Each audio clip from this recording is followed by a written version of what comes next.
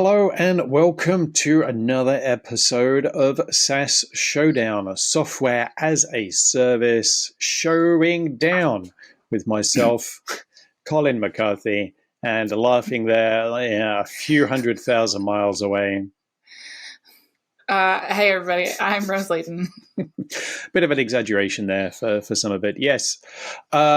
It has been a busy year. As we get towards the end of it, we like to look back and do a recap on the conference season. And who doesn't love waiting in line, picking up their badge, putting it around their neck, shuffling potentially getting COVID with 40,000 people. Shuffling into a huge auditorium, sitting at the back, listening to some incredibly loud disco music, waiting for the keynote to start. Did you get to experience any of them this year, Rose? No, I declined conference season. I would say, as a general rule, I try not to attend them.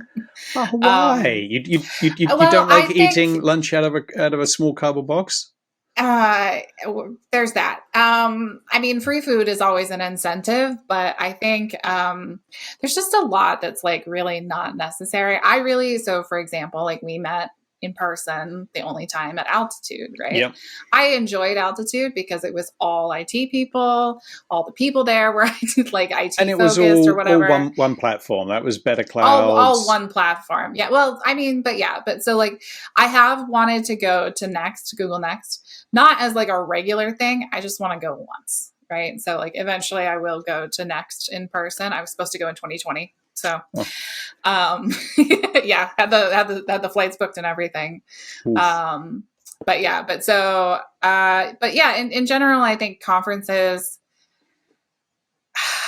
right about the time they started having celebrities as their keynote speakers is the time when I was like, yeah, maybe this doesn't provide as much value as it could.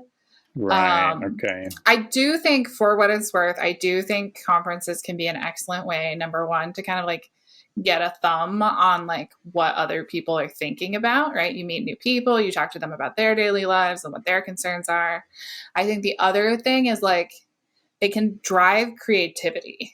So if you're feeling stuck on a particular issue, or if you're like, I don't know where I go from here in terms of like how to make my organization better or more efficient or more productive, whatever, I think the conferences can give you ideas in those areas. Yes, they can be very inspiring and motivational. Yes, very inspiring. And that's what they're meant to do, right? Like they're meant to help you like buy into the product and all of that stuff. Yes, yeah. It's, I haven't seen it, but I'm sure there is a lot of Kool-Aid to be had. A lot of these things. So, oh my gosh, so much Kool-Aid to be drunk, really. So yeah, so the big ones, if we're looking at the SaaS platforms that we work with, obviously we did mention that we met at Altitude, which was run by Better Cloud. I don't believe they did one this year, physical or virtual. And then there's Google Next, which happened in April time, I believe. Was it April time? No, wait a minute. When did that? September, August. Yeah. The next one in 2024 is happening in Las Vegas in April. This year's one happened at the end of August. I thought I was going to be attending until my employment was changed, and I didn't. Right. I didn't go, as we covered previously. Yes, as we've covered. Okta is another big one, or Octane. Okta being a lot of people's identity provider.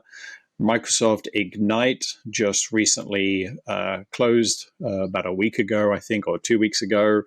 As of the time of this recording. This comes out a little bit later because of our editing and release schedule. Dreamforce, which is Salesforce and Slack, is another big conference. And then Tableau and a bunch of other things. Yeah, and then there's a lot of other ones, and then there's the Zoomtopia. Right. Yeah, there's Zoomtopia, there's JNUC, which is for the Jamf Nation. So I was actually at the Jamf conference. Okay. Did you go? Is that the only conference you went to this year? It's the only one I went to this year. I'm helping to support a SaaS management platform flurry, and worked on their stand and spoke to a lot of potential customers and clients. And it was very interesting. And it was very interesting being at a Mac only conference where I was probably, or a Mac dedicated conference where I was probably the only one walking around with a Chromebook and an Android phone. Right. Absolutely But no Apple I would to be found. would have stuck out like a sore thumb. But it was very interesting. And one thing I did note about that conference is keynotes sometimes start late.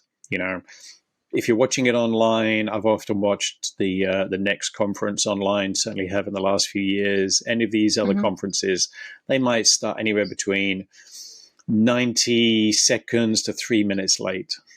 Right. Jamf user conference started 20 minutes late. It was really? very weird. Yes. Wow, that is unusual. Yeah, especially for people who would have paid to watch the virtual, the virtual session. And I think it did mess up a lot of the first day because of schedules normally overrun. And then Right, just everything ran 20 minutes behind. That's crazy. But it was very interesting. A lot of big announcements, security, zero trust, user management. Well, and I think the big thing, right, that we saw from all of the conferences is just really digging deeper into this AI. So last season we talked about, when we did our conference roundup, then we talked about like sort of the emerging AI assistants and chatbots and other AI features. And like this year, we're really starting to see a lot more concrete and advanced examples of what AI can do. Yes. And these were all of their announcements were AI based, probably even written by AI. Basic everybody. It was an AI conference and also included Google Workspace or, Microsoft Office. It was just an AI conference season. Like it might as well have been their conference. Yes. Yeah. Yeah. One of the things I had to note when I was looking at some of the roundups that we used to prepare for this episode, the naming is not very creative. Yes. Yeah. So, for example, right, they renamed Bing Chat, the Microsoft AI assistant, to Copilot, but then Salesforce has Einstein Copilot, and that's their chat assistant. And I know there is some partnership between looking at the recap videos that I saw about Ignite, the Microsoft conference. There are some partnerships between Salesforce and other companies, Zendesk.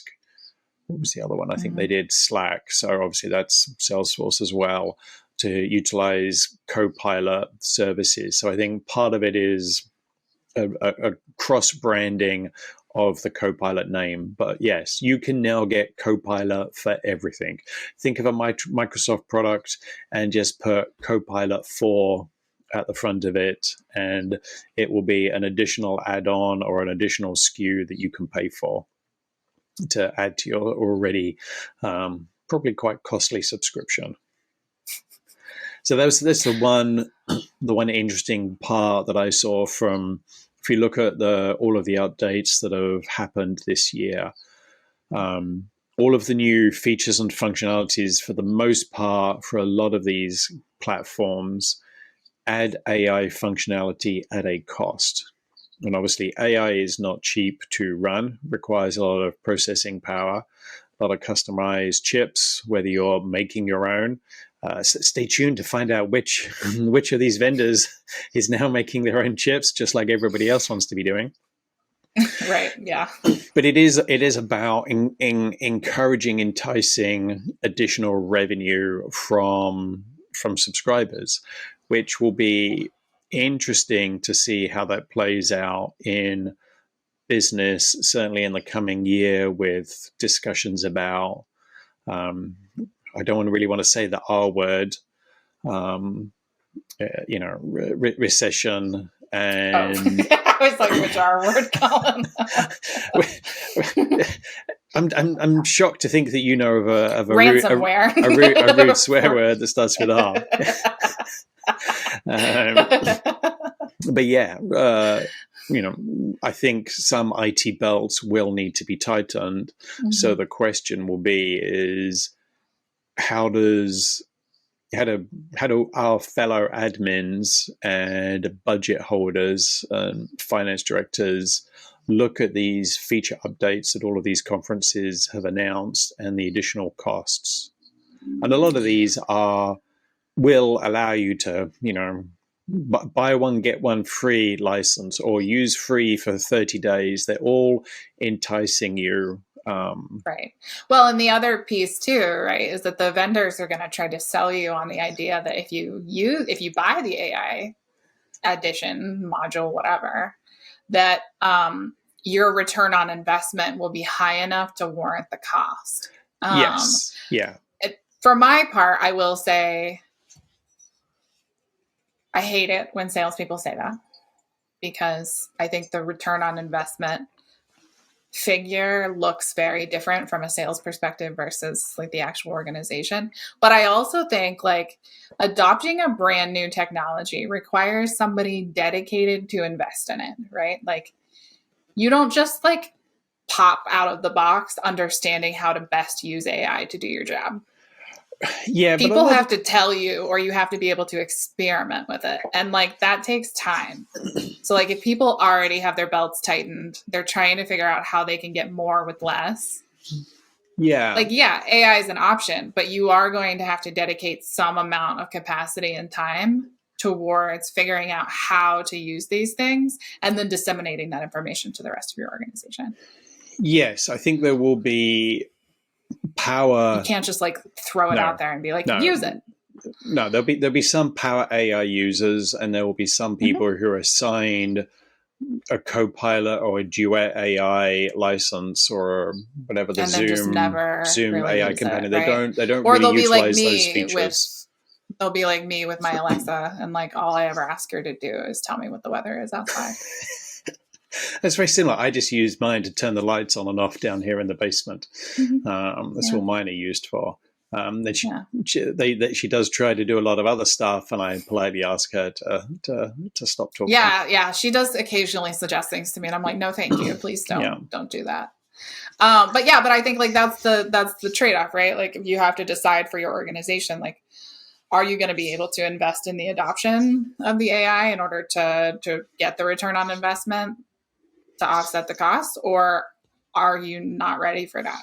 Yeah, right? Yeah. So. And looking at Duet AI in Google Workspace, those features, looking at Copilot for Microsoft 365, looking at their Zoom AI companion, all of the features for those AI add-ons all seem to be about productivity enhancements, improvements, as opposed to replacing roles. It's all about it's about being able to do more rather than there's a lot of messaging about time. You don't want to be like, hey, buy this and you'll be able to cut 10% of your employees. That's not very nice. It's all about using it to like schedule better meetings, do note taking for meetings, task management. Skip a little bit of time on like content development, right? By laying down a foundation for you and that kind of thing. Yes, I must say I do have Duet AI. I do love it. I love opening a blank Google Doc and then thinking, what do I do? Let's ask, let's use the little prompt and give myself a template. And I've done that this week. I mean, I think useful. Like as somebody who's doing a lot of like project management and strategy work right now, like there are plenty of times when like I have to create a slide deck or a document, and like it's really hard to get started because what I am doing doesn't exist yet, right? Like it doesn't exist at the organization, or like I don't have a well of previous experience with this particular thing to draw on. And so it can be really hard to get this started with those and get them structured and things like that. And like, it would be so much easier if I could just talk to the little thing and say, hey, create me a doc that does this, and this, right? And then it starts it. And then I have something to work off of. Yeah. Yeah. I just wonder how smart those things are. Like, that's what I worry about is like, I've worked in organizations where they are very particular about either the structure and formatting of documents, or they're very particular about the language they use. And so I almost wonder if like we get to a point where we can feed the AI previous examples and be like, based on these, Yes. Yeah. right, create me a doc that does this. Yeah. Yeah. And that would be an incredible time saver. Yeah. And a lot of established organizations will have a set template for, in my experience, and maybe you'll need to help, create one of them where you are, is have a set document template for, proposal, versioning, the table of contents, the indexing. I've started to use the, what's it called? I know where it is in Google Docs, where you can have all of the formatting and it will put in the outline and the summary. If you use all of the, and I know Word does it as well. So you can build your own table of contents and you can have all of your indented headings. So I think a lot of that stuff will get so much easier.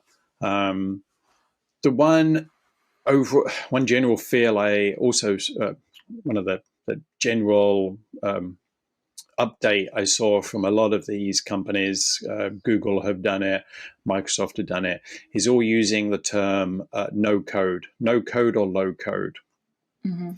It's all about what we were used to doing, with sort of Better Cloud and making workflows there.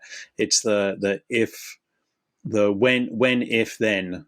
Little, right, it's like a workflow. You just like drag your little box. Yeah, you type it in. It's all use your drop down, type in your stuff. Like, it's not you're not developing a function from scratch. You're using components to build the workflow. Yeah. There was a lot of that, and even in Well, and that's something that AI really can make vast improvements on, right? Like, it is possible to have AI generated apps and like not really need to make a lot of changes to them, especially for simpler functions.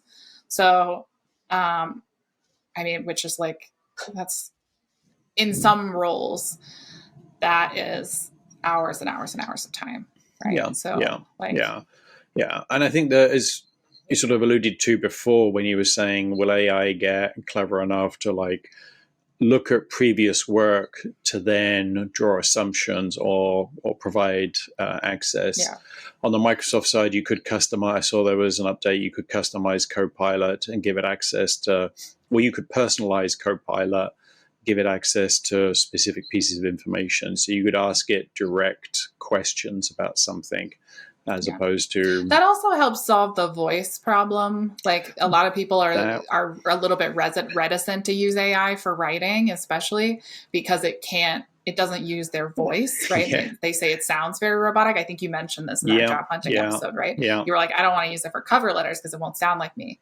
But if you could give it access to your past body of work, it could, in theory, write in your voice. That was pointed out in the update for Outlook. Was just on the flip side, that really like gave me like Big Brother feels. Like, you could replicate someone's work. Well, if you had access to their previous body of work. There's been, we could have a side conversation here about AI and what it's done to spoof people's voices and do calls to people. I was going to say, the acceleration of AI related attacks is like, we'll have to cover that, I think, in the next episode when we talk a little bit about security breaches. But your voice and my voice and every other podcaster's voice is out there in the public domain. Mm-hmm. A malicious attacker could go through and create an AI Colin McCarthy or an AI Rose Layton and then call our parents or our loved ones. I was going to say, like, just by virtue of this podcast, you and I both have a minimum of 20 hours of audio for our voice, and you could use that. Yeah, that's why you have to set up a safe word or a keyword with your with your family. And my mum knows that there are these scams out there, so she knows that if she gets, and she's been randomly texted by people saying, "Hi, mum, I've got a new phone. What are you doing today?" Oh gosh, really? Yeah, and she's I like, get random ones, but they're not like that targeted. yeah, she had that, and and she knew it was phishing, so just blocked it because she knew I would, for one, I wouldn't change my phone, I wouldn't lose it, and Without telling also you. Yeah. I knew what was what she was doing that day, so thankfully, Yeah. so she but unfortunately, a lot of say, people so, do get phished that way. But yeah, and it's only going to get worse. But I will say, so when I was looking at the roundup notes. I know, so a significant portion of Dreamforce's, that's Salesforce and Slack, a significant portion of their conference was also dedicated to this idea of like trust. And it relates back to the sort of privacy AI kind of stuff. Like, so we talked about in the pre-show, we talked about how Zoom had kind of been like looked at a little bit askance because they updated their terms and conditions to include some AI stuff. And it was basically like, hey, we're going to use AI on your meetings to make the product better. And people were like, please don't do that. Yeah. Right. And so I thought it was interesting. It's interesting to see how like each organization or each company that's like trying to integrate AI is thinking about this issue, about the fact that like AI is a very helpful tool. However, it is also one of the smartest things out there collecting information about you. And it can use that information in unprecedented ways. It's not just like all the data points from like advertising and stuff that like we used to deal with, which was also a privacy concern. Yeah. It's now like, not only can it collect all of your little metadata points, it can also listen to your voice. It can read your words, right? And it can use those to impersonate you in the worst scenario, right? Yes. Or in the best scenario, it can use those to help you do your work faster. So yes, yeah. Privacy is a very big concern, certainly considering in the last few months, some of these companies have had some questionable security incidents. Right. Microsoft, well, and I think too, like Okta. Yeah, I mean, I think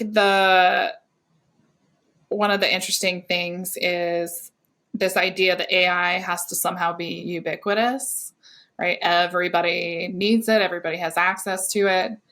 But there are still, I mean, we know this from when SaaS started becoming a thing and like when a lot of companies started transitioning to SaaS versus more traditional architecture.